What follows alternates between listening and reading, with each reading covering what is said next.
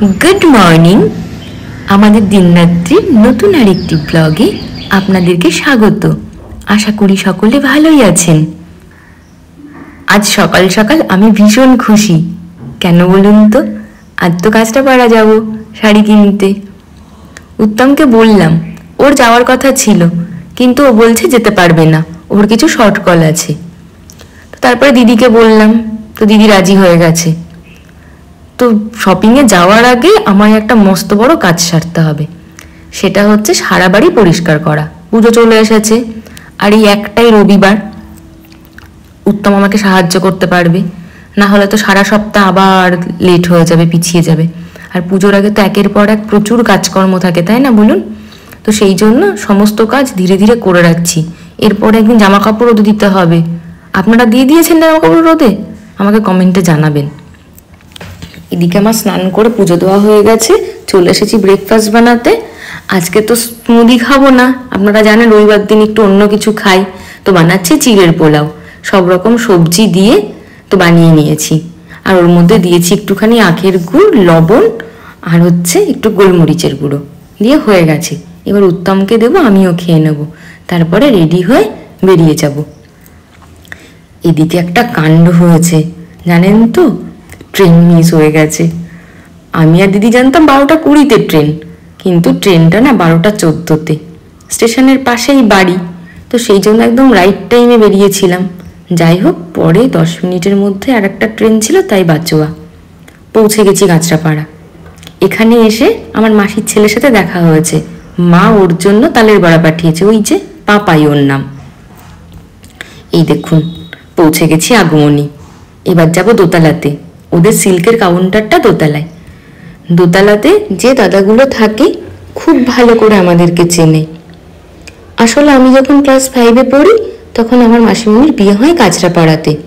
সেই সময় থেকে মাসিমণির সাথে এই দোকানে আসতাম অনেকগুলো বছর, সেই জন্য ওনারা খুব ভালো করে চেনেন।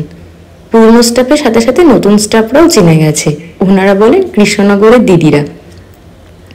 যদিও আমার বাড়ি কৃষ্ণনগর নয়, আমার বাড়ি বাতকুল্লায়, তবু ওনারাই কৃষ্ণনগরই বলেন। কৃষ্ণনগর লোকালটা ধরে আসি যে। যাই হোক, খুব ভালো ভালো শাড়ি কিন্তু ওনারা দেখালেন। গিছা, মোডাল সিল্ক, মাশরু কাতান, কাতানি বিভিন্ন রকম ভ্যারাইটি, এছাড়া স্বর্ণচুড়ি, বালুচুড়ি, অনেক সুন্দর সুন্দর শাড়ি। কোনটা ছেড়ে কোনটা নেব, অবশেষে দুটো শাড়ি কিনেছি, আপনাদেরকে বাড়িতে গিয়ে দেখাচ্ছি। যাই হোক, কেনাকাটা শেষ, এবার বাড়ি ফেরার পালা। পৌঁছে গেছি বাতকুল্লায়। বাড়ি ফিরে প্রথম কাজ হচ্ছে স্নান করে সন্ধ্যা দেওয়া, তারপরে রান্না বসানো। কাঁচরাপাড়ার 1 নম্বর প্ল্যাটফর্মে একটা দই বড়ার দোকান আছে। এত ভালো দই বড়া বানায়, মানে খুব ভিড় হয় ওই দোকানটাতে। আর ব্যবহারও ওনাদের ভীষণ ভালো। 1 প্লেটে 2টো থাকে। বড়ার সাইজগুলো এত বড় যে 2টো বড়া খেলে আপনাকে আর কিছু খেতে হবে না। সেই জন্য 1 প্লেট বড়া নিয়ে এসেছিলাম। উত্তম বলে দিয়েছিল দই বড়া আনতে, ও খুব পছন্দ করে, তো ওকে দিয়ে দিলাম। ও খেয়ে নিয়েছে, আমিও খেয়েছি। এবার রান্না করতে চলে এসেছি। রান্না করতে করতে আপনাদের সাথে একটা বিষয় শেয়ার করি, মানে একটু আলোচনা করার আছে। SBI থেকে আমার 181 টাকা কেটে নিয়েছে অ্যাকাউন্টে। এবার আমি যখন ব্রাঞ্চে যোগাযোগ করি তখন ওনারা জানান যে আমার ডেবিট কার্ড এক্সপায়ার হয়ে গেছিল, সেটা ডেলিভারি করতে এসেই পোস্টম্যান আমার বাড়ি খুঁজে পাননি, তাই সেটা আবার ফেরত চলে গেছে, সেই জন্য চার্জ কেটেছে 181। কিন্তু আমার বাড়িতে কোনো পোস্টম্যান আসেননি, কেউ ফোনও করেননি। পাড়ার লোকের কাছে জিজ্ঞাসা করে জানতে পারি যে তাদেরকেও কেউ জিজ্ঞাসা করেনি যে কোনো পোস্টম্যান এরকম নামে কোনো বাড়ি খুঁজছে কিনা। তো আমি ওনাদেরকে এই বিষয়গুলো জানালে পারে ওনারা বলেন যে ম্যাডাম, আমরা এগুলো সবই জানি, নতুন কিছু পোস্টম্যান এসেছেন, তারা নাকি এই বিশেষ করে SBI ডেবিট কার্ডগুলোই ব্যাগের মধ্যে রেখে দেন, গ্রাহকের বাড়ি যাওয়ার প্রয়োজনও মনে করেন না, দিয়ে 2-3 দিন পরে গিয়ে রিপোর্ট করেন যে বাড়ি খুঁজে পাওয়া যায়নি। তখন ওই 181 টাকা করে চার্জ কেটে যায় এবং ওই কার্ডটা ইন্ডিয়ান পোস্টাল থেকে আবার ফেরত চলে আসে ব্রাঞ্চে, এবং গ্রাহক ব্রাঞ্চ থেকে সেটা তার কালেক্ট করে নেয় সুবিধা মতন। কিন্তু এটা কি বলুন তো, একজন পোস্টম্যান তার তো এটা দায়িত্ব, প্রফেশনাল এথিক্সগুলো তো কিছু আছে, তিনি তো চাকরি করেন, তার জন্য তো তিনি বেতন পান, তাহলে তিনি তার কাজটা করবেন না? তার গাফিলতির জন্য আমাদের মতন এই গ্রাহকদের 181 করে টাকা চলে যাবে? টাকাটা বড় কথা নয়, কিন্তু এটা তো একটা স্ক্যাম, বলুন, মিথ্যাচার। যাই হোক, যদি আপনাদের জানা থাকে যে এই বিষয়ে কোথায় কমপ্লেন করতে হবে বা কিভাবে এই বিষয়ে সুরাহা করা যেতে পারে, তাহলে আমাকে প্লিজ কমেন্টে জানাবেন। আর একটা কথা, শুধু আমার সাথেই ঘটেছে এমন নয়।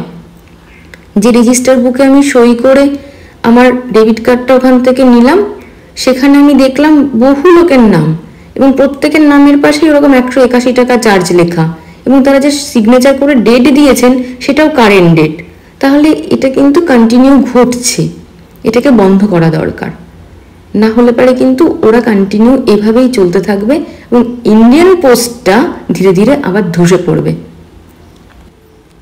পোস্ট অফিসের ওপরে তো আমাদের অনেক আস্থা না, পোস্ট অফিস আমাদের কত কাজে লাগে, অফিসিয়াল কত কিছু ডকুমেন্ট এনে দেয়। আজকে ব্যাংকের এই ডেবিট কার্ডের সাথে ব্যাপারটা ঘটছে, পরে তো অন্যান্য সমস্ত ডকুমেন্টও বাড়ি পৌঁছবে না, বলবে খুঁজে পাইনি। আজকে তো একটা ফোন করলেই বিশ্বের যে কোনো জায়গায় মানুষের সাথে যোগাযোগ করা যায়, সেখানে নিজের লোকালিটিতে পোস্টম্যান বাড়ি খুঁজে পেল না, এটা হতে পারে বলুন তো? যাই হোক, দেখতে দেখতে আমার রান্না প্রায় হয়ে এলো। এবার ঝোলটা ফুটে উঠলে মাছগুলো দিয়ে দেব। আজ বানালাম কচুমুখী দিয়ে ইলিশ মাছ, আর বেগুন ভাজা, আর হচ্ছে পেঁয়াজ ফোড়ন দিয়ে ডাল। ভাতটা বসিয়ে দেবো, ফুটে উঠলে আবার দিদিদেরকে ফোন করে দেবো চলে আসার জন্য। উত্তম বাজারে গেছে, বলে দিয়েছি যে রান্না প্রায় শেষ, ফেরার সময় যেন আরিয়ানা দিদিকে নিয়ে আসে। এবার ও সবাইকে খেতে টেতে দিয়ে দিলে পারে আমার আজকের মতন ছুটি। শরীরটা ভীষণ ক্লান্ত, সকালবেলায় অত কাজ করে তারপরে আবার শপিংয়ে গেছি, দিয়ে সেই রান্না বান্না আর দিচ্ছে না। আজকের ব্লগটি যদি আপনাদের ভালো লেগে থাকে তাহলে প্লিজ একটা লাইক, কমেন্ট আর শেয়ার করে দেবেন। আর যারা এখনও সাবস্ক্রাইব করেননি তারা প্লিজ প্লিজ প্লিজ আমার চ্যানেলটা সাবস্ক্রাইব করে দেবেন। আজ আসি, আবার দেখা হচ্ছে নতুন একটি ব্লগে।